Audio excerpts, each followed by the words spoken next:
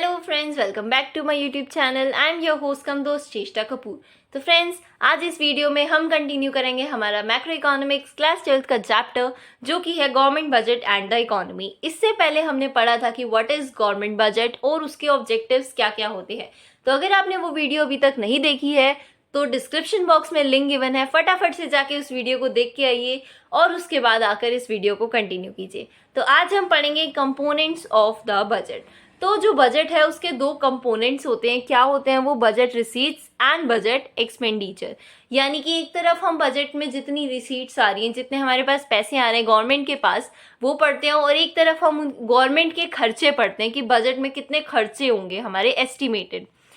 So budget receipts क्या होती है? Refer to estimated money receipts of the government from all sources during the fiscal year. यहाँ fiscal year का मतलब होता है the time period the years which starts from 1 April to 31 March. तो जो 1 अप्रैल से 31 मार्च का ईयर होता है एक, वो फिस्कल ईयर हम उसे कहते हैं। So what are budget receipts? Estimated money receipts जो है गवर्नमेंट की सभी सोर्सेज से, यानी कि 1 अप्रैल से लेकर 31 मार्च तक गवर्नमेंट की जितनी भी रिसीट्स हैं, जहां जहां से जिस जिस सोर्स से भी गवर्नमेंट के पास पैसा आने की संभावना है, वी हैव सेड एस्टिमेटेड, तो उन्हें हम बजट रिसीट्स कहते हैं। And budget expenditure, it refers to estimated expenditures of the government during the fiscal year, कि पूरे साल में खर्चे कितने होने की संभावना है, कि गवर्नमेंट कहाँ कहाँ खर्चा करेगी, दैट इज बजट एक्सपेंडिचर। और आगे इनके भी दो पार्ट्स हैं। क्या क्या है वो? बजट रिसीट्स दो टाइप की हमारे पास, revenue and capital. And similarly हमारे पास जो बजट एक्सपेंडिचर है वो भी दो टाइप का है, that is revenue and capital expenditure. हम इसको रिसीट्स और एक्सपेंडिचर के अलावा जो कंपोनेंट्स हैं, हम उनको एज रेवेन्यू एंड कैपिटल भी पढ़ सकते हैं। वो भी दो कंपोनेंट्स बनेंगे, जिसमें आके मतलब रेवेन्यू के दो पार्ट्स हो जाएंगे, revenue receipts and revenue expenditure, और हमारे पास कैपिटल के भी दो पार्ट्स हो जाएंगे, capital receipts and capital expenditure. But मैं इसी एक टाइप को पढ़ाऊंगी जिसमें हम पढ़ रहे हैं कि बजट रिसीट्स अलग हैं और बजट एक्सपेंडिचर्स अलग, और हम रेवेन्यू रिसीट्स और रेवेन्यू एक्सपेंडिचर्स सब कुछ अलग अलग पढ़ेंगे। सबसे पहले हम स्टार्ट करेंगे हमारी बजट रिसीट्स। मैंने भी बताया बजट रिसीट्स क्या होती हैं। Estimated budget receipts of the government from all the sources during the fiscal year.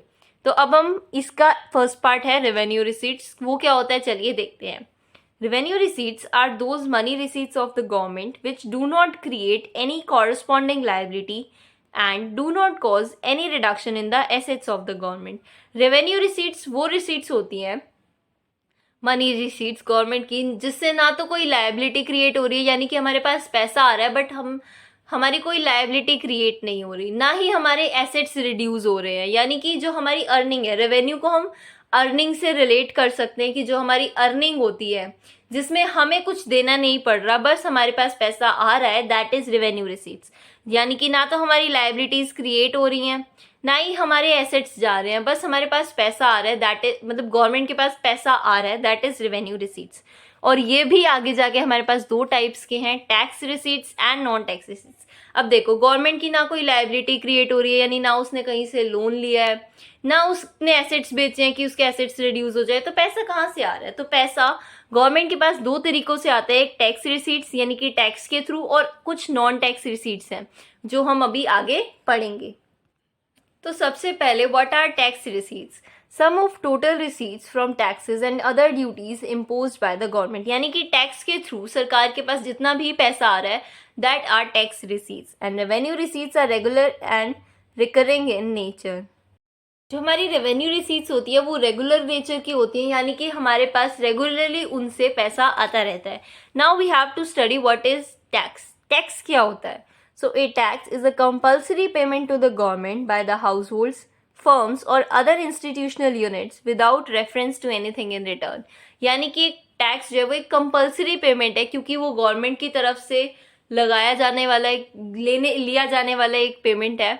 तो वो एक कंपल्सरी पेमेंट है जो हर किसी को देना होता है, हर हाउस होल्ड को, हर फर्म को, हर इंस्टीट्यूशनल यूनिट को, without reference to anything in return. और इसके बदले में वो कुछ मांग नहीं सकते कि हमने आपको पैसे दिए तो आप हमें ये दो, मतलब आप कुछ खरीद नहीं रहे हो, आपकी एक कंपल्सरी पेमेंट है जो आपको गवर्नमेंट को देनी पड़ती है, जिसके बदले वो आपको मतलब सर्विसेज देते हैं, बट आप उनसे कुछ रिटर्न में मांग नहीं सकते हो। I hope this is clear. Next is classification of taxes. So classification जो है हमारे पास 3 बेसिस पे है। First is progressive regressive, next we have value added यानी कि VAT tax and specific tax, और next we have direct and indirect tax. सबसे पहले व्हाट इज प्रोग्रेसिव, सबसे पहले हम पढ़ेंगे प्रोग्रेसिव एंड रिग्रेसिव टैक्सेस। तो प्रोग्रेसिव टैक्स क्या होता है? A tax is said to be progressive when the rate of tax increases with an increase in income. जब इनकम के साथ टैक्स बढ़ता है तो दैट इज प्रोग्रेसिव टैक्स, यानी कि इनकम बढ़ी तो टैक्स बढ़ा। इसमें हम एग्जांपल ले सकते हैं इनकम टैक्स का, क्योंकि इनकम टैक्स में लिमिट होती है कि इससे कम इनकम वालों को टैक्स नहीं देना है। फिर I don't know the limit, but कुछ लिमिट्स होती है कि यहाँ तक की इनकम वालों को इतना टैक्स देना है। हर क्राइटेरिया के लिए अलग इनकम टैक्स होता है। So this is progressive tax जो इनकम के साथ इंक्रीज करता है, so that the real burden of the tax is more on the rich and less on the poor. और ये ऐसा क्यों है? ताकि जो रियल बर्डन है टैक्स का वो अमीरों पर ज़्यादा रहे और गरीबों पर कम। अमीरों की इनकम जितनी बढ़ेगी उन्हें उतना ज़्यादा टैक्स देना पड़ेगा, और पुअर की इनकम कम होती है तो उसे टैक्स भी कम देना होगा। Next we have regressive tax. What is regressive tax? A tax is said to be regressive when it causes a greater real burden on the poor than the rich. वो tax जिसका real burden poor पे ज़्यादा होता है और rich पे कम होता है। अब अगर हम प्रोग्रेसिव से कंपेयर करें, हमने क्या देखा? प्रोग्रेसिव टैक्स में रियल बर्डन किस पे होता है? रिच पे ज़्यादा होता है। और रिग्रेसिव टैक्स इसका जस्ट अपोजिट, पुअर पे बर्डन ज़्यादा होता है। तो आपको इस बात का ध्यान रखना है, प्रोग्रेसिव टैक्स में बर्डन रिच पे होता है, ये इनकम के साथ इंक्रीज करता है। इसमें टैक्स जो है वो पुअर पे ज़्यादा होता है। क्यों ज़्यादा होता है? A constant rate of taxation on rich and poor is regressive tax. इसमें कौन से टैक्स इंक्लूड होते हैं? जो कॉन्स्टेंट रेट होते हैं, यानी कि हर किसी के लिए एक समान टैक्स है। अब देखिए, अगर किसी की इनकम पे, हम जस्ट एक एग्जांपल ले रहे हैं, अगर हर किसी के लिए एक कांस्टेंट रेट फिक्स कर दिया कि 10% जो है इनकम टैक्स सबको देना पड़ेगा, तो रिच की इनकम है हमारे पास 5 लाख। तो suppose a rich person, let's say a, उसकी इनकम है 5 लैक्स, तो उसको 10% देना होगा। 5 लैक्स का 10% कितना होता है? 50,000। एंड 5 लैक्स में से 50,000 देने के बाद उसके पास कितने बचेंगे? 4,50,000 पर मंथ। अगर हम ये पर मंथ की ले तो 4,50,000 he has enough salary. But let's say a person है बी जो पुअर है, उसकी सैलरी है 5,000 रुपीज़। जस्ट 5,000 उसको महीने का पूरा घर चलाना है और उसको उस पर टैक्स भी पे करना है। तो 5,000 का 10% कितना हो जाएगा? 500। अब उसके पास कितने बच गए? 4,500 ओनली। तो उसके ऊपर बर्डन ज़्यादा आ गया। एक तो उसकी इनकम इतनी कम है, ऊपर से उसका 10% यानी कि 500 रुपये। अब जिसकी महीने की इनकम ही 5,000 है, उसके लिए 500 बहुत ज़्यादा वैल्यू रखते हैं। तो 500 रुपये देने के बाद उसके पास सिर्फ इतने पैसे बचेंगे अर्निंग करने के लिए। तो इस पे बर्डन जो है वो बी पे ज़्यादा है एज कम्पेयर टू ए, यानी कि रिच पे बर्डन कम है और पुअर पे बर्डन ज़्यादा है। तो इसीलिए जो कांस्टेंट रेट होता है उसे हम रिग्रेसिव टैक्स कहते हैं। Next we have VAT tax and specific taxes. तो व्हाट इज वैट टैक्स और value added tax? It is an indirect tax which is imposed on value added at the various stages of production. जो stages होते हैं production के, हमने पढ़ा है production को, या हम आगे पढ़ेंगे कि प्रोडक्शन को हम वैल्यू एडिशन भी कहते हैं। यानी कि फॉर एग्जांपल एक किसान ने व्हीट उगाया, फिर उससे आटा बना, आटे में दूध और चीनी मिला के बिस्किट बने, फिर बिस्किट से बिस्किट के पैकेट्स बने, फिर उसके बाद उसको दुकान पे भेजा गया और फिर उसको बेचा गया। तो इन सब चीज़ों में जब गेहूं से आटा बना तो आटा उससे ज़्यादा महंगा होगा। जब आटे में चीनी और दूध मिला के बिस्किट्स बने तो ऑफ कोर्स उसकी वैल्यूज आटे से ज़्यादा होगी। यानी अगर आटा 10 रुपये का था, उस पर हमने चीनी भी 10 रुपये की डाली और लेट से हमने दूध भी 10 का डाला। I am just taking an example. तो 30 रुपये में हमने जो बिस्किट्स बनाए वो 30 रुपये के तो नहीं होंगे ना, उनकी वैल्यू ज़्यादा होगी, लेट से 50। तो यहाँ पे वैल्यू एडिशन कितना हुआ? हमने 30 रुपये का यूज़ करके 50 रुपये की चीज़ बनाई, तो 20 रुपये एक्स्ट्रा ऐड हुए। तो उस 20 रुपये पे जो हमारा टैक्स लगेगा that will be your value added tax. तो एक बार दोबारा देखते हैं हम इधर। अगर हमने एक किसान से वीट खरीदा 10 रुपीज़ का, एक हमने शुगर खरीदी 10 रुपीज़ की, और एक हमने मिल्क खरीदा, मतलब कुछ मिल्क खरीदा हमने सम अमाउंट, क्वांटिटी 10 रुपीज़ का। तो हमने 30 रुपीज़ का सामान लिया, ये हमारा रॉ मटेरियल था, और उससे हमने बिस्किट्स प्रोड्यूस करे, जो भी स्पेलिंग होती है। तो हमने बिस्किट्स प्रोड्यूस कर दिए लेट से 50 रुपीज़ के। तो हमने रॉ मटेरियल हमारा 30 रुपीज़ का था, हमने उससे प्रोडक्शन किया 50 रुपीज़ का। तो 30 रुपीज़ से हमने 50 रुपीज़ का प्रोडक्शन किया, तो जो हमारी वैल्यू एडिशन हुई वो 30 में कितनी वैल्यू एडिशन हुई, 20 रुपीज़ की वैल्यू एडिशन हुई, तब जाके वो बिस्किट्स 50 के बने। तो बीच में इन 20 रुपीज़ पे जितना टैक्स लगता है, that is our value added tax. I hope this is very clear to you all. Okay, let's move ahead. Value added refers to the difference between value of output and value of intermediate consumption. मैंने अभी बताया कि हम जो intermediate consumption है उसका क्या मतलब है, नहीं जो raw materials पे हमने खर्चा किया, that is हमने 30 रुपीज़ का सामान लिया था, एंड वैल्यू ऑफ आउटपुट कितने के बिस्किट्स बने, 50 के। तो उन दोनों का जो डिफरेंस है that is a value added. कितना डिफरेंस आया था, 50 का सामान बना, 30 का हमने यूज़ किया था, 20 रुपीज़ वो हमारी वैल्यू एडिड थी, और उस पर जो टैक्स लगता है that is our value added tax, and GST is an important example of value added tax. Next we have specific tax. When a tax is levied on a commodity on the basis of its unit, size or weight, it is called specific tax. जो tax amount को लेकर नहीं, लेकिन उस सामान की, जो हम सामान बना रहे हैं या जो हम सामान बेच रहे हैं, उसकी साइज पे या उसके वेट के अकॉर्डिंग होता है, दैट इज स्पेसिफिक टैक्स। यानी कि उसकी कोई स्पेशल क्वालिटी के ऊपर हम टैक्स लगा रहे हैं, तो दैट इज स्पेसिफिक टैक्स। इसका मैं एग्जांपल बताती हूँ आपको। जो शिप के थ्रू जब हम सामान ट्रांसपोर्ट करते हैं, फॉर एग्जांपल एक्सपोर्ट इम्पोर्ट करते हैं, तो उस पर स्पेसिफिक टैक्स लगाया जाता है। यानी कि उस पर वेट के अकॉर्डिंग या साइज के अकॉर्डिंग या कितनी यूनिट्स हम भेज रहे हैं या हम मंगा रहे हैं, उसके बेसिस पे उस पर टैक्स लगता है। तो that is our specific tax. I hope this is clear.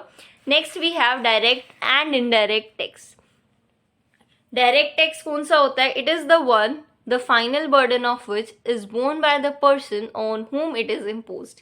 यानी कि डायरेक्ट टैक्स कौन सा टैक्स होता है जिसका फाइनल बर्डन उसी पर्सन पे होता है जिस पे वो लगाया गया है। यानी कि गवर्नमेंट ने अगर मिस्टर ए पे टैक्स लगाया है तो वो मिस्टर ए को ही चुकाना पड़ेगा, कोई और नहीं चुका सकता। इसका एग्जाम्पल क्या है, इनकम टैक्स और वेल्थ टैक्स। अब जिसकी इनकम है उसको इनकम टैक्स पे करना पड़ेगा ना, और कोई तो नहीं दे सकता। Next indirect tax, it is the one whose initial burden or impact is on one person but he succeeds in shifting the burden to another person. इसमें हम मिस्टर बी का एग्जाम्पल लेते हैं। अगर सरकार ने मिस्टर बी पे tax लगाया है तो वो इसको मिस्टर सी और मिस्टर डी से लेके सरकार को दे रहे हैं। यानी कि फाइनल बर्डन मिस्टर बी पे नहीं है। अब टैक्स तो सरकार ने मिस्टर बी से मांगा था, पर बी ने क्या किया, बी ने वो जो टैक्स है वो सी और डी से लिया। तो इसमें इसे हम कहते हैं इनडायरेक्ट टैक्स, जिस पे टैक्स लगाया गया है उस पे बर्डन नहीं होता और वो सक्सेसफुल रहता है। He succeeds in shifting the burden to another person. वो अपना जो बर्डन है टैक्स पे करने का बर्डन वो औरों पे शिफ्ट कर देता है। इसका एग्जाम्पल लेते हैं हम। फॉर एग्जाम्पल आप बिस्किट खरीदते हो तो आपने देखा होगा एमआरपी उसके साथ लिखा होता है इंक्लूसिव ऑफ ऑल टैक्सेस। तो उसमें सारे टैक्स इंक्लूड होते हैं। और जब आप वो चीज़ खरीदते हो किसी शॉप से, फॉर एग्जाम्पल आपने किसी मार्ट से मतलब स्टोर से खरीदी जो जीएसटी पे करते हैं, तो आपको बिल मिलेगा, उसमें लिखा होता है कि टैक्स लगा के आपको इतना हुआ। तो लगा तो उस दुकानदार पे था, लेकिन उसने किससे लिया, आपने सामान खरीदा और उसने आपसे सामान के पैसों के साथ टैक्स भी ले लिया। So this is indirect tax. तो इन दोनों में क्या डिफरेंस है वो देख लेते हैं। वैसे इसमें यही डिफरेंस है मेन कि इसका फाइनल बर्डन जिस पे लगाया गया है उसको ही देना पड़ेगा टैक्स। इसमें जिससे लगाया है, जिस पे लगाया है, यानी कि अगर बी पे लगाया है तो वो सी और डी से लेगा और फिर सरकार को दे देगा। लेकिन इसमें अगर ए पे टैक्स लगाया है तो ए को ही देना पड़ेगा। अब हम इन दोनों में डिफरेंस पढ़ लेते हैं। What is direct tax? It is the tax which is finally paid by the person on whom it is legally imposed. Legally जिस person पे लगाया गया है उसको ही देना पड़ेगा। And it is the tax which is imposed on one person but is paid by another. ये easy definition है एज कम्पेयर टू अबव। इसमें क्या कह रहा है कि ये वो टैक्स है जो लगाया तो किसी पर्सन पे जाता है बट देता कोई और है। यानी अगर ए पे लगाया है तो बी सी देंगे, बी पे लगाया है तो सी डी देंगे, जिस पे लगाया है वो खुद नहीं देता अपनी जेब से, वो औरों से लेके सरकार को देता है। So the burden of direct tax can't be shifted to another person. इसको आप शिफ्ट नहीं कर सकते। फाइनल बर्डन जिसको टैक्स देने को कहा गया उसी को देना पड़ेगा। अगर मिस्टर ए चाहे कि उनका इनकम टैक्स कोई और दे दे तो ऐसा पॉसिबल नहीं है। मिस्टर ए को अपना टैक्स खुद ही पे करना पड़ेगा। But the burden of indirect tax can be shifted to others. हमने देखा कि बी ने सी और डी पे टैक्स लगा दिया था तो वो खुद नहीं देता इसमें, वो जो इनडायरेक्ट टैक्स जिस पे भी लगाया जाता है वो इसको शिफ्ट कर देता है अदर पर्सन से, दूसरों से लेता है।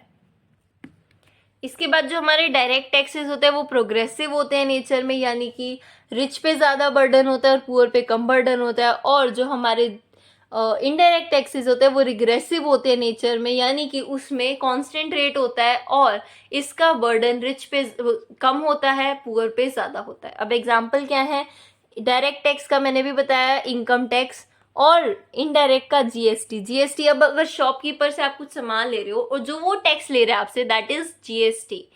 ठीक है, तो फ्रेंड्स आज की वीडियो में बस इतना ही। नेक्स्ट वीडियो में हम पढ़ेंगे नॉन टैक्स रिसीट्स और कैपिटल रिसीट्स। तो फ्रेंड्स अगर आपने मेरी ये वीडियो अभी तक लाइक नहीं करी है तो इस वीडियो को लाइक कीजिए, अपने फ्रेंड्स को शेयर कीजिए, और अगर आपने अभी तक इस चैनल को सब्सक्राइब नहीं किया है तो सब्सक्राइब कीजिए एंड बेल आइकन को प्रेस करना मत भूलिएगा। Thanks for watching this video guys, see you in my next video.